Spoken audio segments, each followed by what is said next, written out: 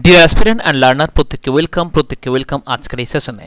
আমি প্রত্যেককে বলেছিলাম যে আজকে মাদ্রাসা সার্ভিস কমিশনের 5% রিডাকশন মামলাটা কিন্তু রয়েছে, তার শুনানি হয়ে গেল দুপুর 12:30টা নাগাদ।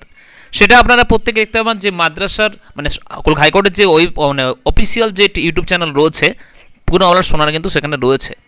সেখান থেকে কিছু পয়েন্ট আমি তুলে ধরলাম, সেখান থেকে কিছু পয়েন্ট আমি আজকে এখানে শেয়ার করব প্রত্যেকের জন্য, যাতে প্রত্যেকে সহজে বুঝতে পারেন কী হলো না হলো। দেখুন, ফাইনাল জাজমেন্ট কিন্তু আজকে আসেনি। ফাইনাল জাজমেন্ট কিন্তু আসার জন্য আরও ডেট নেওয়া হয়েছে। ডেট নেওয়া হয়েছে 24শে জানুয়ারি, 24 জানুয়ারি। সেখানে বলা হয়েছে ইউনিয়ন অফ ইন্ডিয়াকে, এনসিটিকে, মাদ্রাসা সার্ভিস কমিশনকে, মাইনরিটি ডিপার্টমেন্টকে বলা হয়েছে, মাইনরিটি অ্যাক্টগুলো তুলে ধরার জন্য বলা হয়েছে, প্রত্যেকটার একটা এফিডেভিট জমা দেওয়ার জন্য বলা হয়েছে ওই ডেটের মধ্যে। কারণ এটা নিয়ে আর বিচারকরা এটা নিয়ে ডেট আর পেন্ডিং করতে চাইছেন না। যদিও বলা হয়েছিল টাইম বেশি দেওয়ার জন্য বলা হয়েছিল ইউনিয়ন অফ ইন্ডিয়ার তরফ থেকে, কিন্তু টাইম দেওয়া হচ্ছে 24 জানুয়ারি অবধি, তার মধ্যে প্রত্যেককে জমা করতে হবে এখানে। এবং নেক্সট কথা হচ্ছে যে কি হলো আজকে মাদ্রাসা ডিরেক্টলি বলে যে আমি মানবো না, আমি এনসিটিকে ফলো করে এক্সাম নেবো, কিন্তু সমস্ত গাইডলাইন মানবো না, কারণ এটা বলা রয়েছে পরিষ্কার। সেক্ষেত্রে বলবো স্টেট যে মাইনরিটি ডিপার্টমেন্ট রয়েছে তারাও কিন্তু বলে না, মানতে বাধ্য নই। এবং এই নিয়ে বলা হয় সুপ্রিম কোর্টের এসে জাজমেন্ট কপিকে দেখানো হয়, এবং সেক্ষেত্রেও বলা হয় যে মানতে বাধ্য নয়, এবং তারা বলেন। এবং একটি পয়েন্ট তারা দুর্বল, সেটা বলেছেন কি, তারা বলেছেন যে নতুন যে আরটি 2014 যে অ্যাক্ট, সেই অ্যাক্টে বলা রয়েছে আমাদের ফিজিক্যাল এডুকেশন এবং এডুকেশন ডিপার্টমেন্টে কিন্তু মাদ্রাসা মানতে বাধ্য নয়।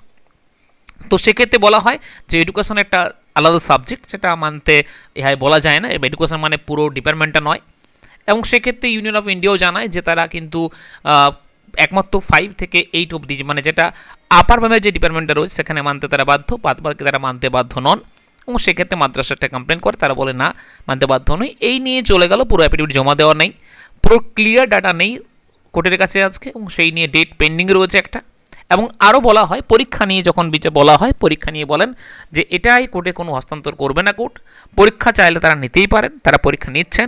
অথবা আমরা একটা জিনিস কনফার্ম হলো যে পরীক্ষা কিন্তু হবে, পরীক্ষা কিন্তু আমাদের 28 জানুয়ারি রয়েছে, 3 মার্চ রয়েছে পরীক্ষাগুলো কিন্তু অন টাইমে হবে, পরীক্ষাগুলোর ক্ষেত্রে কোনো রকম কোনো আলাদা কিছু হবে না, পরীক্ষা কিন্তু চলবে। এবং মাদ্রাসা যাই রিপোর্ট আসুক না কেন, সেই অনুযায়ী পরবর্তী পদক্ষেপ নিতে চলেছেন মাদ্রাসা বোর্ড। এবং এটুকুই প্রত্যেকে বলবো, যারা পরীক্ষা ফর্ম ফিল আপ করেছে তারা প্রত্যেকে পড়াশোনা করেছেন। এবং আশা করছি যেটা দেখে মনে হলো যে ছাড় পাওয়ার চান্স খুবই কম। মাদ্রাসার তরফ থেকে 5% যে ছাড় দেওয়ার কথা বলা হচ্ছে, যেই জন্য আবেদন করা হয়েছে, তার কিন্তু চান্স প্রচুর পরিমাণে কম।